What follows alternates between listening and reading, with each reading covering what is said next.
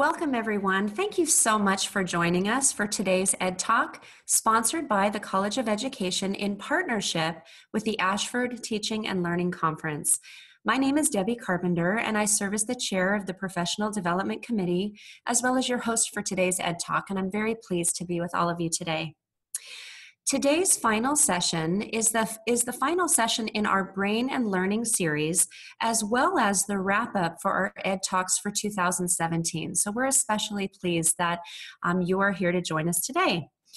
Our session today is entitled The Learning Brain, and in this session, our presenter is going to help us realize strategies that we can use to foster success and achievement in our students' learning brains, particularly in the area of reading and in navigating our digital textbooks, which is an extremely timely and relevant topic for all of us as online educators.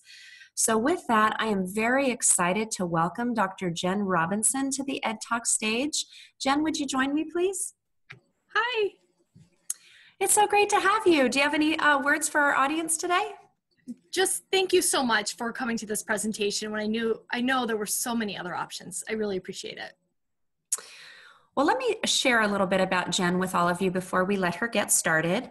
Jenn has been a full-time faculty member with Ashford University for about 1.5 years, and she also serves as the chair of the Bachelor of Arts program in English Language Learner Studies.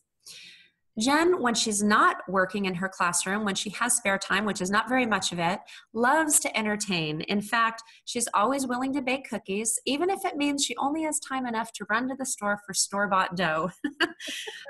According to her son, she would always be ready to give her last dollar if it meant life being better for her kids. And as a colleague of Jenn, I can speak to the same passion and dedication and commitment that she shows to her online learners every day in her online classroom. So at this time, I'm going to turn things over to Jenn. We're both going to pop off video, and we will come back just very briefly at the end to share some final thoughts. So Jenn, at this time, thank you. And I will go ahead and stop my video as well. And Jenn, if you're ready, the floor is yours.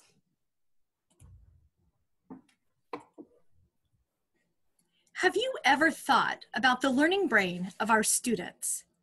Have you ever wondered what goes on in the learning brain of our students when they are reading? I did not consider this much until I became a teacher 20 years ago. But I have not always cared about reading and/or the learning brain, but now reading is always on my mind. Today, we are going to consider the topic of reading and the learning brain. At some point in the 70s, it was decided that I needed to go to school. It was, of course, a natural progression. You were born, you go to school forever, then you die, right? That is what I thought as a kid. My teachers were determined to make me learn. They were determined to make me read. At some point, I decided that I did not want to do either. I moved around so often as a young person that school became more and more difficult for me.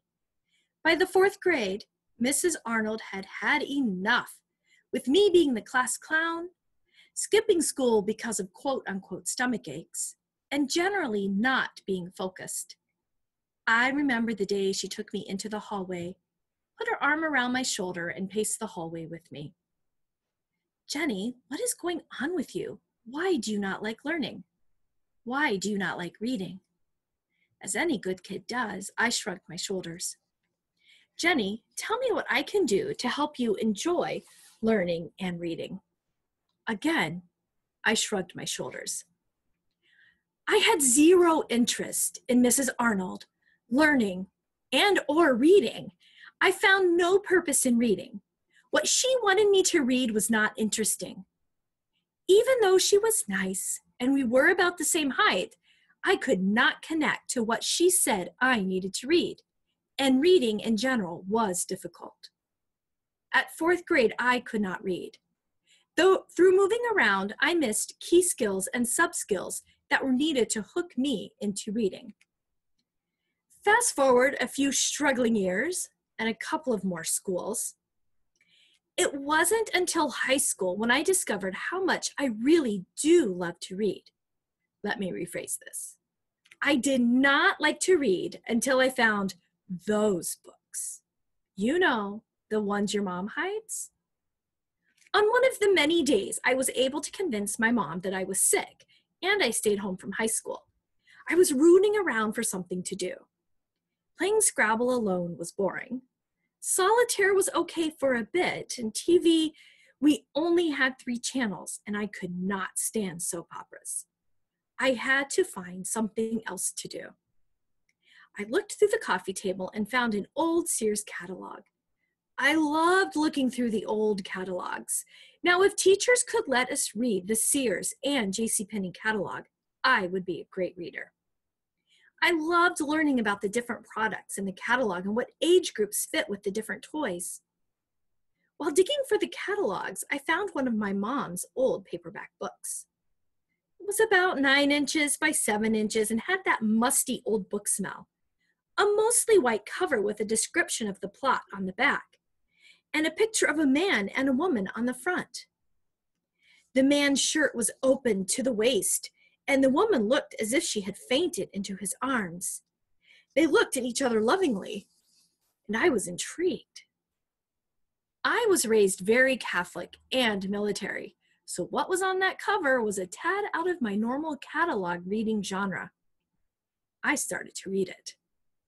I could not tear my eyes away from that book. Of course, I'm sure my mother would die to know that I had found this book, but I could not put it down. 2 hours later, I finished my first Harlequin romance novel. I had many questions, but mostly, I just read an entire book in 2 hours that was not a catalog. I was stunned on a few levels. I carefully put the book back where I found it and tried to position the catalog in a way that would not give me away. But I was thrilled that I had read an entire book in 2 hours. I am not sure I had ever read an entire book from cover to cover before this time. I was curious about reading. Why weren't we reading these kinds of books in class? These were much more interesting than science or social studies or business. I went on the quest to find more of my mom's hidden books. I would sneak them into my textbooks and read them at school. I was shocked one day when one of my friends had one of the books in that same Harlequin romance series, and she wasn't hiding it in her textbook. "Where did you find that book?" I asked her. Michelle and I went to the same church, the same religious education classes, and the same conference times. But here she was, walking around with this book like it wasn't contraband. My mom lets me read them. She has a bunch of them. Can I borrow it when you are done? So started my love of banned books before I knew there was such a thing. Michelle would bring me each book after she read them. I would read them and then give them back to her. Within months, I was branching out into other kinds of books. I was ready to move on to other kinds of stories. I started reading historical fiction and literary fiction and fictions that I had never heard of. I had fallen in love with reading. At some point, and I'm not sure when, I realized that reading my textbooks informed my other reading. In historical fiction, I read a story about how pictures were developed from chemicals and that those chemicals caused a character to go blind. In chemistry, we learned about those chemicals and that they truly caused blindness. In my fiction books, I learned the stories of the women on the Oregon Trail and how they persevered through children dying, starving, and walking forever. In my history book, I learned about the Oregon Trail, the routes, and viewed the maps. This was the first point that I remember reading to learn. At some point in this process, my learning brain connected that reading for pleasure and reading for purpose could be linked. This took me many years to discover. So when I became a teacher, I shared that story minus the Harlequin romance part, with every student I came in contact with. I told them it took me many years to find the hook into reading, to discover how reading is a world that allows me to run away in a fantasy, but also can give me some great and useful information about my world.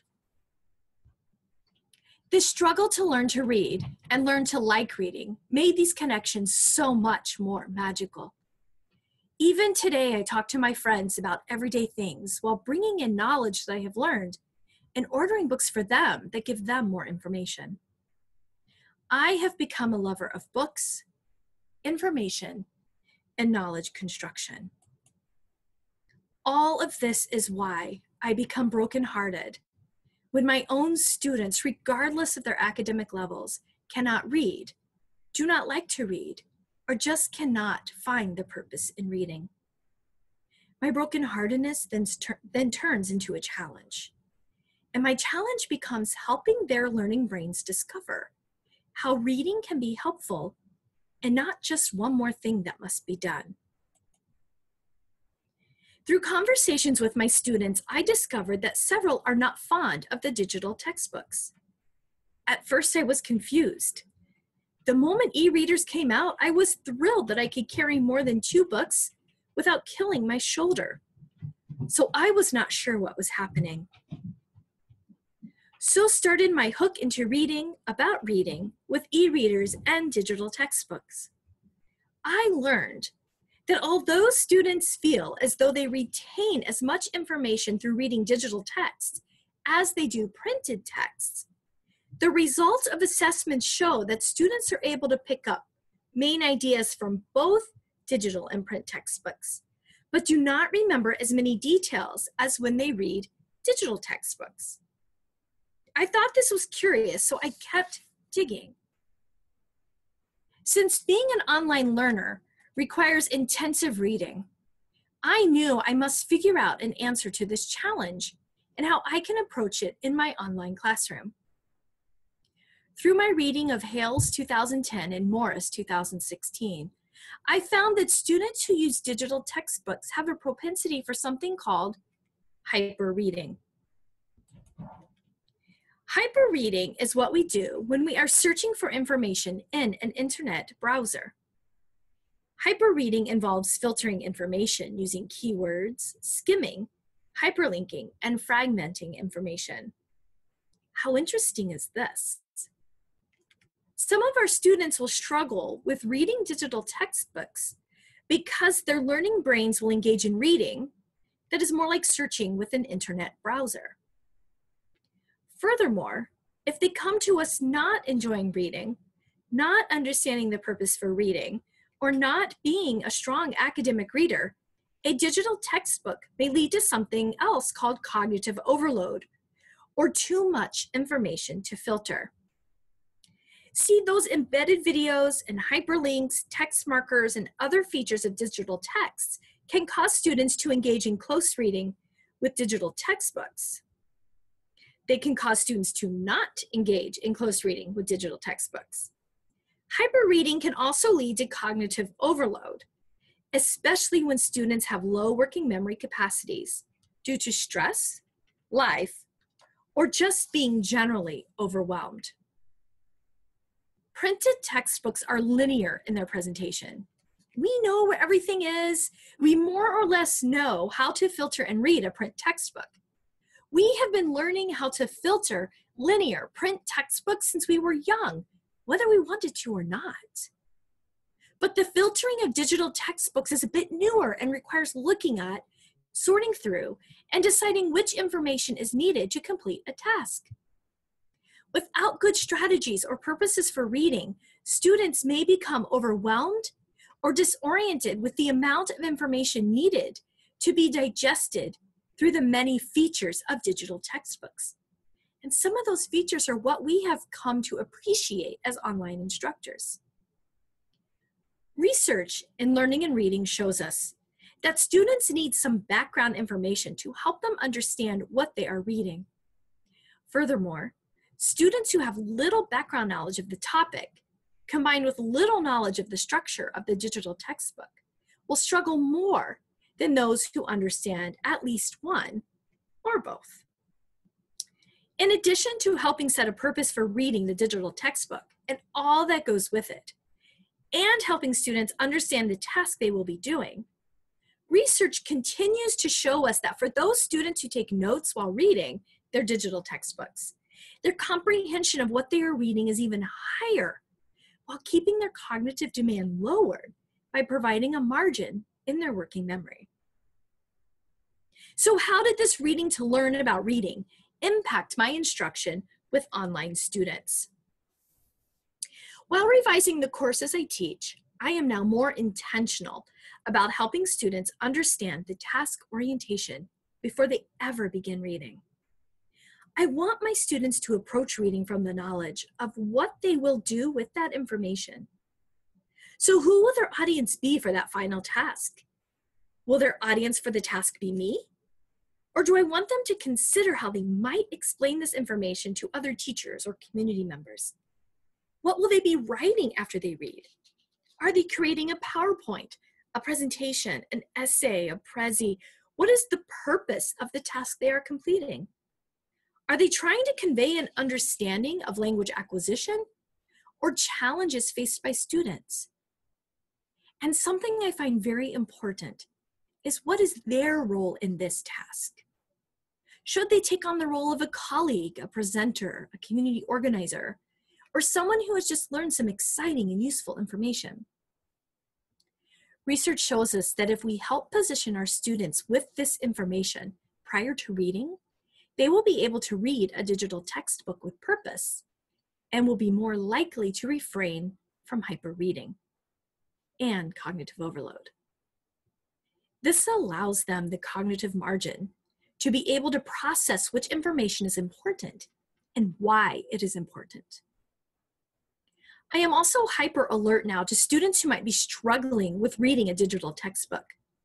This is not always readily apparent, but I ask more questions about reading the text and what was able to be understood. For students who are very overt with their reading struggles, I will video conference with them so that I can walk them through the digital textbook, the features, and how to process the information based on the task needing to be accomplished. Understanding this concept of hyperreading has really helped me understand the learning brains of my students and where their struggles might be. I knew about the debate and the dogmatic beliefs of print versus digital books, but I did not realize how reading a digital textbook could impact the learning brain in such an interesting way. As someone who loves to read and came into enjoying reading at an older age, I want to make sure that access to knowledge construction through reading is available to everyone, regardless of the format. I bet that Mrs. Arnold studied setting a purpose for reading in her teacher prep program. I bet she even did that in class for us, although I don't remember. However, she did show that she cared about my reading and learning. I extend this same care to my students about their reading and learning. Mrs. Arnold would probably be thrilled to know that I have my doctorate in literacy now. Teaching reading and writing have become a passion of mine. Teaching my students how to process what they read has become one of my main goals.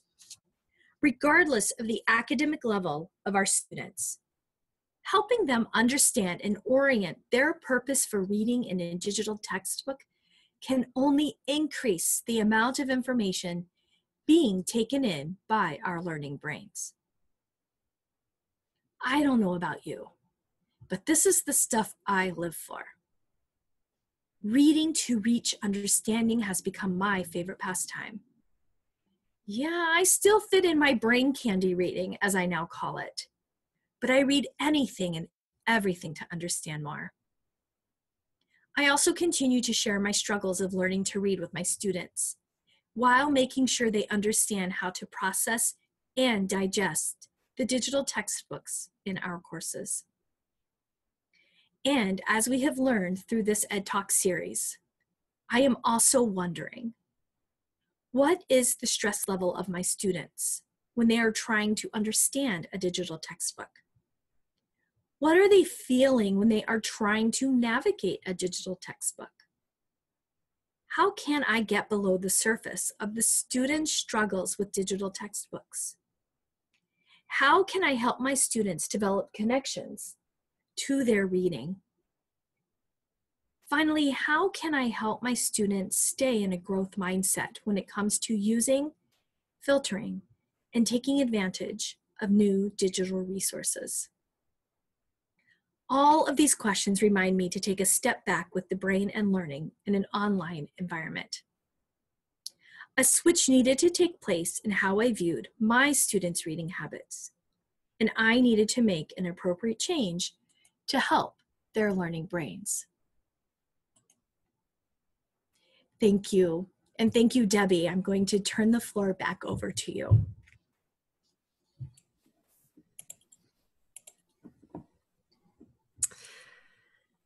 Jenn, thank you so much. I hope you'll join me on the video screen once again. And I want to thank you so much for telling such a compelling and often humorous story.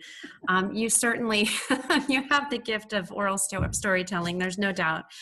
And you've given us so much to think about as we consider our students' learning brains in terms of preparing our students to look ahead, to really consider the weekly task at hand, then to help them navigate through their digital text with support, intentional strategies, and as a result, they will learn to read with purpose. And that diminishes the cognitive overload. It helps them to kind of know where to start and where to hone in. And I think this is so important for us as instructors as we see all the benefits, but realize that there are things we need to do to help our students reap these benefits.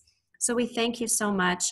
And to our attendees, I'm going to advance the slide and ask that each of you consider these 3 questions for reflection as you look to your current classes as well as your courses for the coming year.